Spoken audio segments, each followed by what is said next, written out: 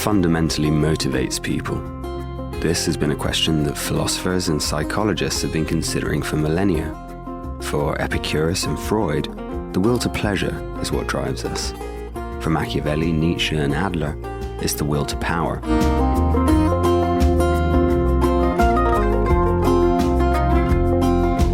Today we're going to be discussing a third view, born out of the depths of darkness, that the primary motivation to live is a will to meaning.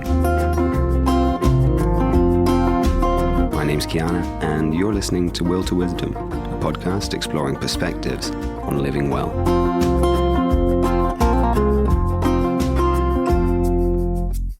Viktor Frankl's Man's Search for Meaning is easily one of the books that have had the greatest impact on my thinking.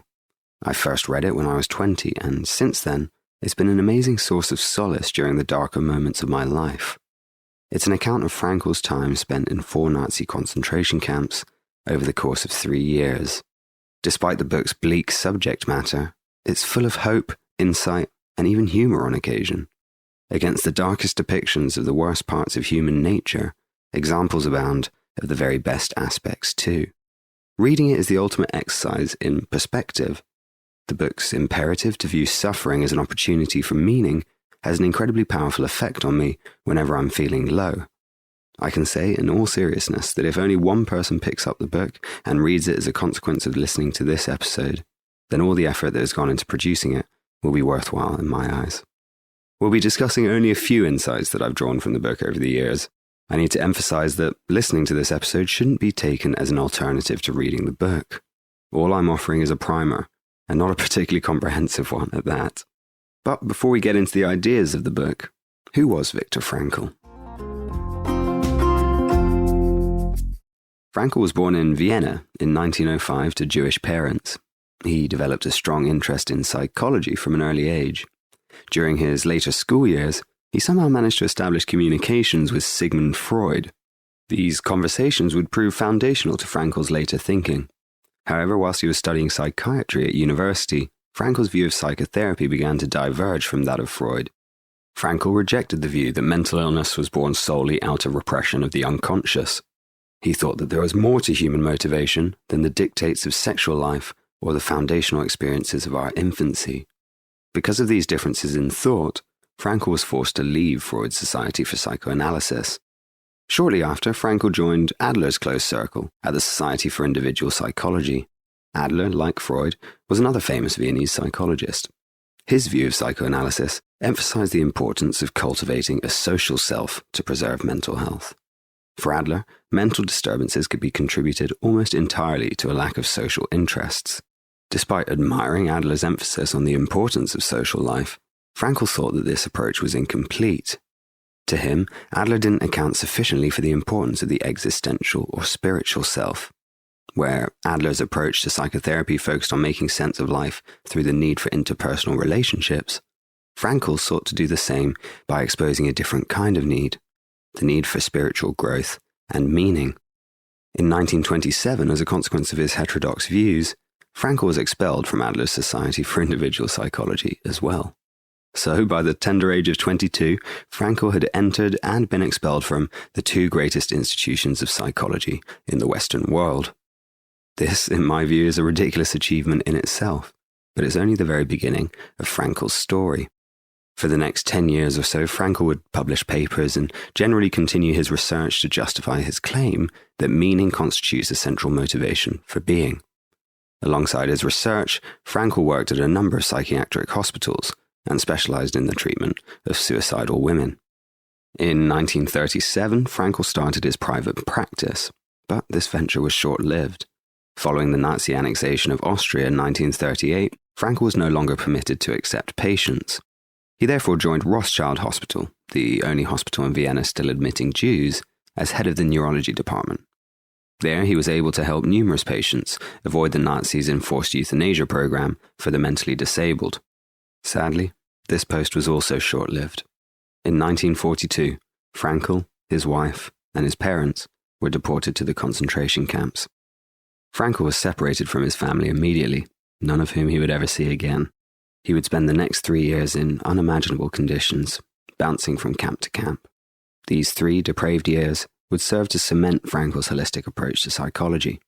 The narrowest of silver linings would shine through the experience to vindicate the view that the pursuit of meaning, above all else, leads to mental well-being.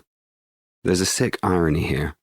Sometimes, facts about the human psyche can only be revealed at the pinnacle of depravity, when environmental conditions cause so many people to give up, to take their own lives, or to turn on their fellow man.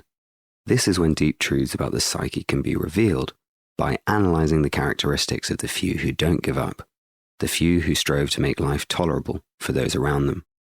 Frankl's book, written in 9 days shortly following his liberation, recounts these facts as well as the stories that justify them. It's split into 2 parts. The first describes the events that transpired over the course of his 3 years in the camps, and the second shorter part is an introduction to what he, following Freud and then Adler, calls the third Viennese school of psychotherapy. He calls this new approach logotherapy, from the Greek logos, a word describing the divine order which gives the world meaning.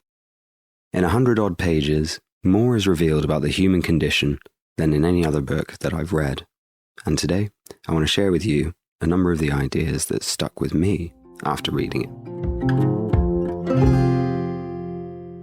Those who have a why to live can bear with almost any how. Some of the more inclined to philosophy amongst you will recognize these words as those of Friedrich Nietzsche.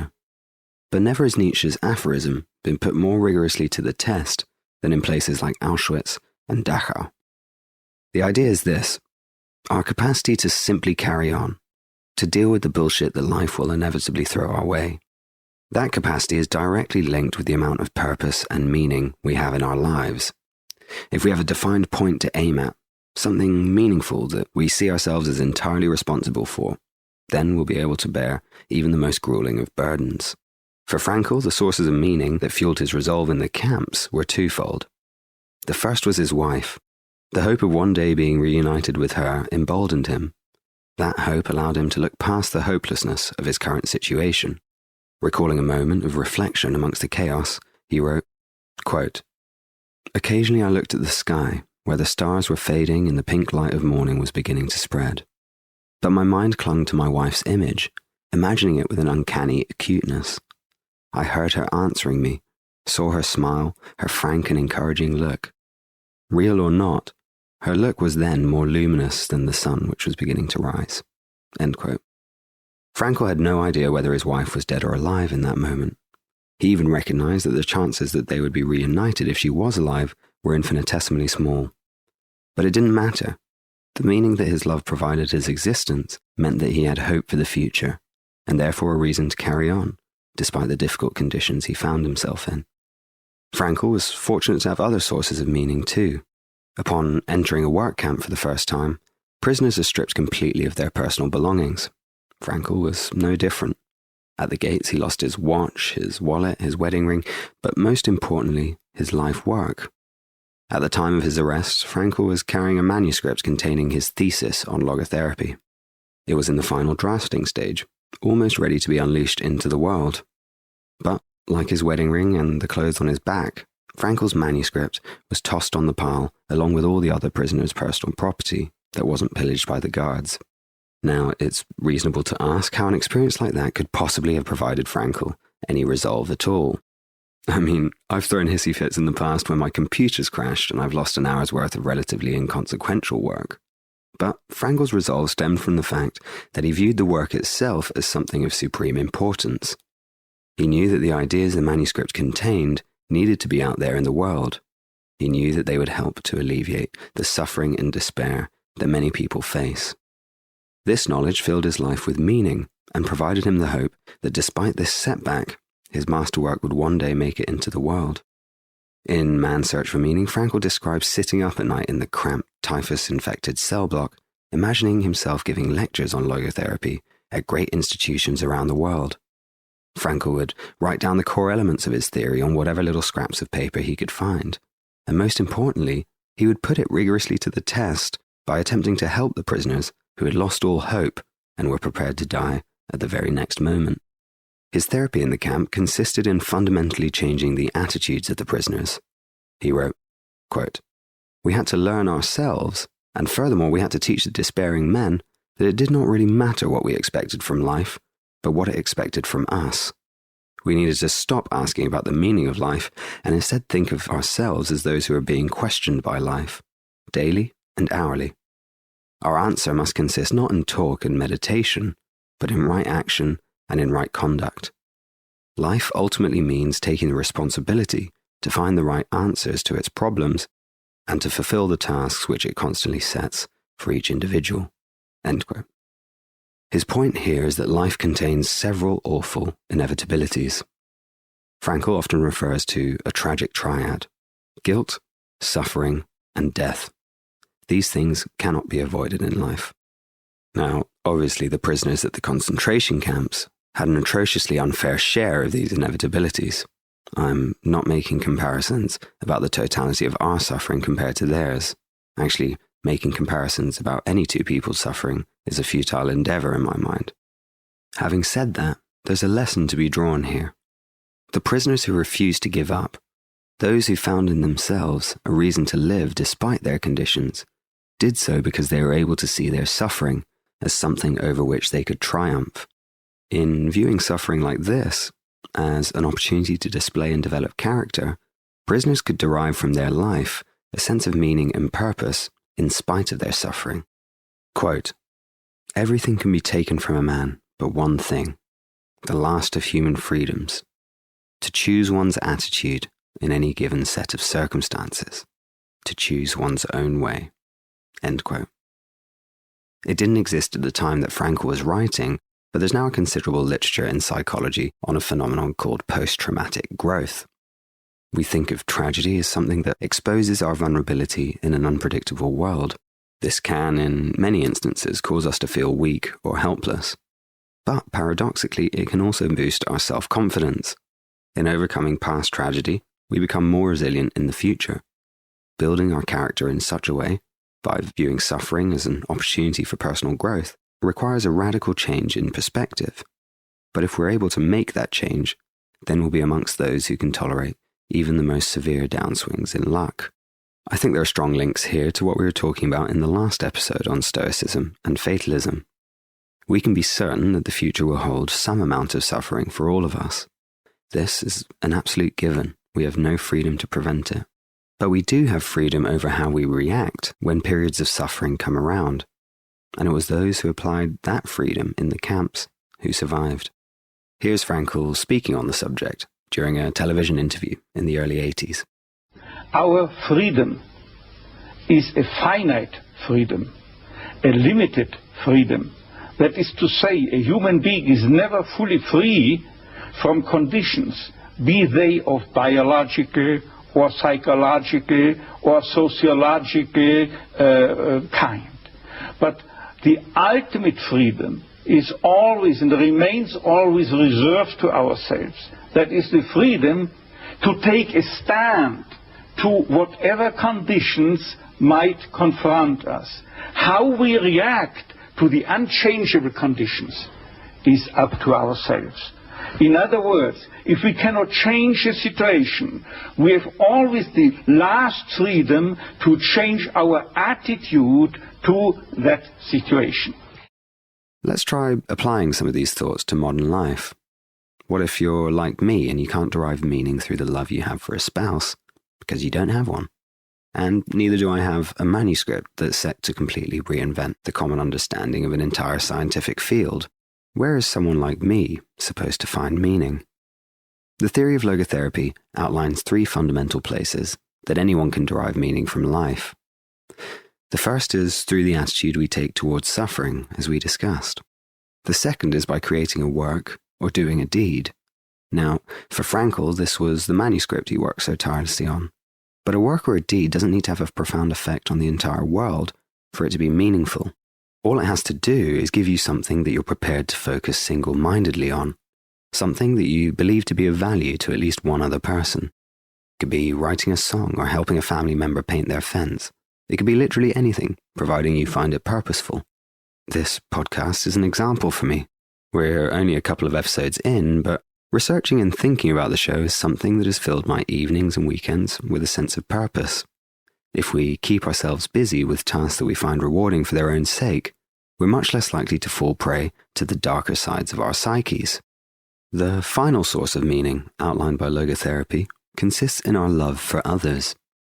For Frankl, during his time in the camp, it was the love he had for his wife. But we can also derive meaning from non-romantic instances of love too. It emerges from the love we have for our family and our friends. These relationships are sources of profound meaning in our lives. This is because we share a common ambition with our loved ones. Their wins are our wins, but equally when they suffer, we suffer too, and our love demands of us to help in whatever way we can. Those amongst us who have friends and family whom we love and who love us are sadly amongst the lucky ones. There are many people for whom this source of meaning is completely lacking. They're alone and see no way of making a meaningful connection, and so pain and despair rears its ugly head. This is why, in my view, an attitude of love needs to be extended beyond our personal and familial relationships to all of humanity. And look, if you want to reserve the word love for only those who you know personally, or maybe even only for your family, then that's fine by me. Call it instead a default attitude of dignity and respect for all of humanity. I'm not saying that this default state should never change. There are bad people out there, and clearly not everyone is deserving of our dignity and respect.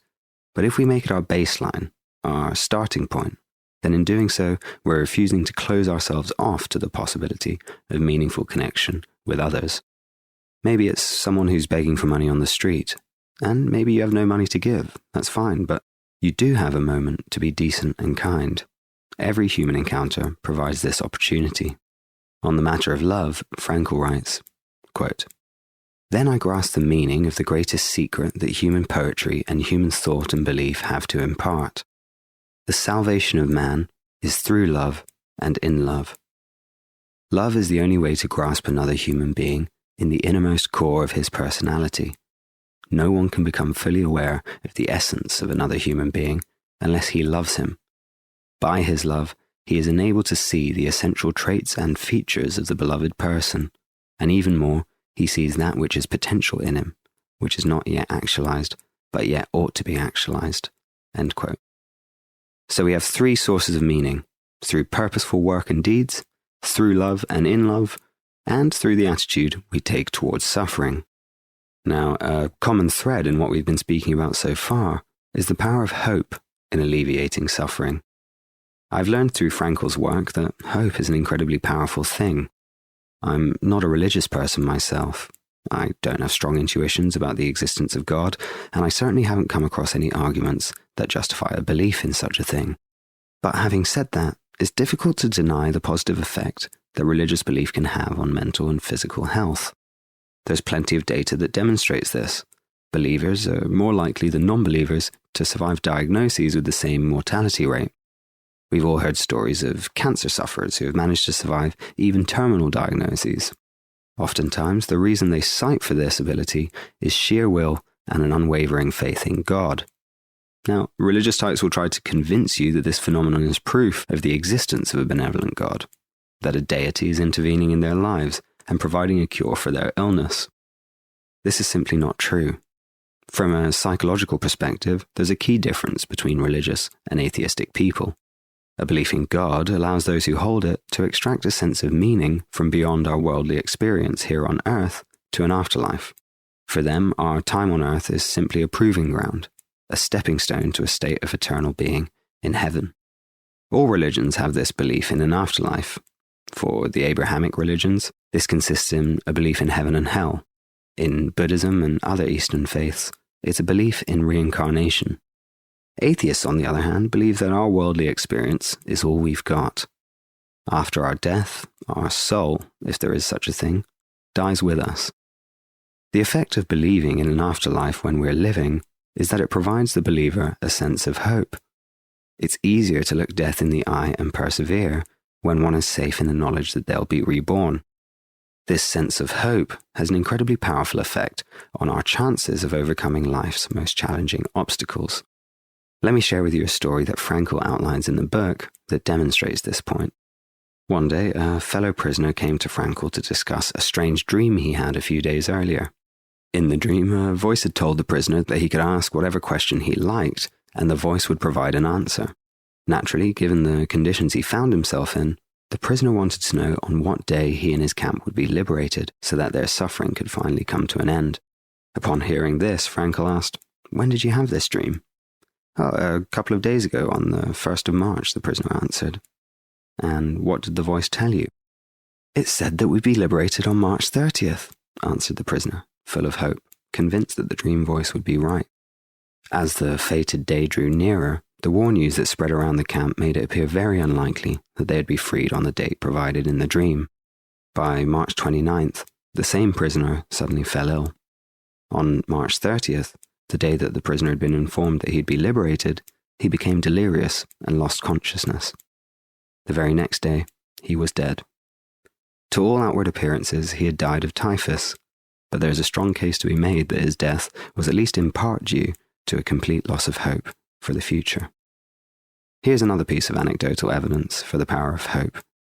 The highest rate of death in the camps from causes outside of extermination, so from disease or suicide, took place in the week following Christmas in 1944. During this time, the work conditions had not changed dramatically, nor had there been a shortage of food or a new epidemic of disease. The increased death rate can be attributed to the simple fact that many of the prisoners had held out hope that they would be home with their loved ones in time for Christmas. As Christmas drew nearer, the prisoners let go of their hope for the future, and many of them succumbed to their conditions as a consequence. These two anecdotes demonstrate the power of hope and optimism for the future in maintaining resilience in the face of whatever horrible conditions fate may bring our way. A final thought before we wrap this episode up. I want to speak for a moment as an atheist to any atheists who may be listening.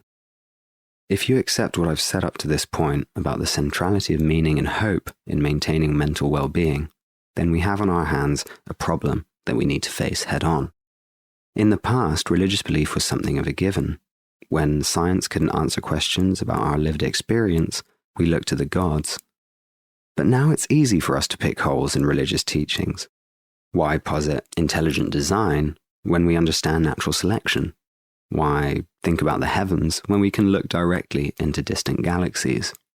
But something that I've come to realize is that there remains a void of meaning in a purely scientific worldview. We as humans were once able to overcome significant losses to fate by appeals to tradition. It's my contention that the dismantling of the institutions of tradition is at least partly responsible for the rapid increase in mental illness, drug abuse, and suicide that plagues our modern times. When Nietzsche famously proclaimed that God is dead, he didn't do so jubilantly. He was concerned by the erosion of Judeo-Christian values by the powers of science and reason. He saw these values as underpinning the culture of the Western world, and predicted that once the notion of God was truly eradicated, catastrophic psychological and sociological effects would ensue. Despite the fact that today we're all less impoverished on average, we have more free time on average, and are able to maintain more social connections on average, despite all of that, the numbers of us who experience psychological crises continues to rise. I'd be interested in hearing what you think is causing this trend, but in my view it's partly down to the fact that we've lost the meaning that we could derive from our religious community. We've forgotten the importance of cultivating our spiritual self in addition to our social self. I'm not saying that we need to believe in God and resurrect religious institutions. I personally couldn't do that.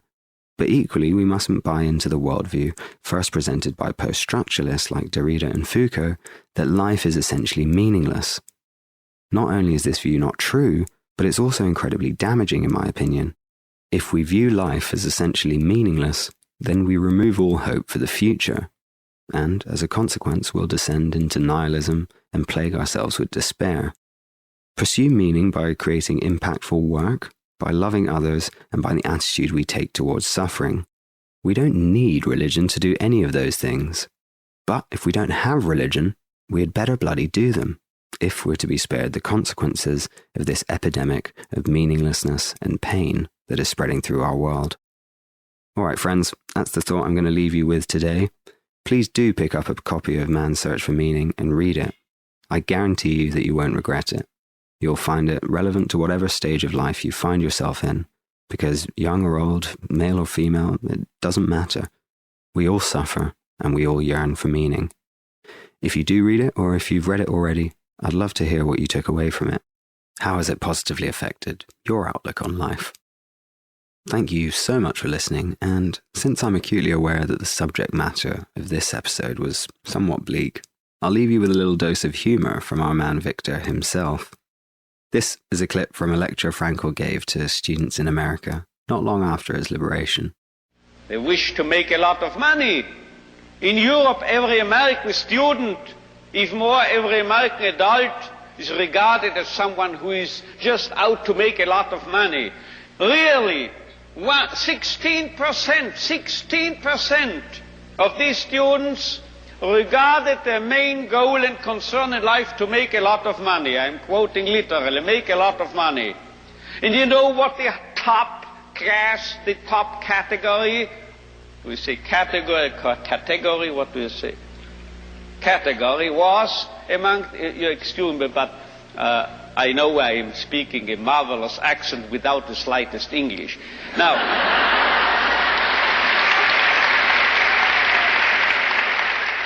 as always, please feel free to get in touch with comments, critiques, or even just to say hello via email at kiana@willtowisdompod.com.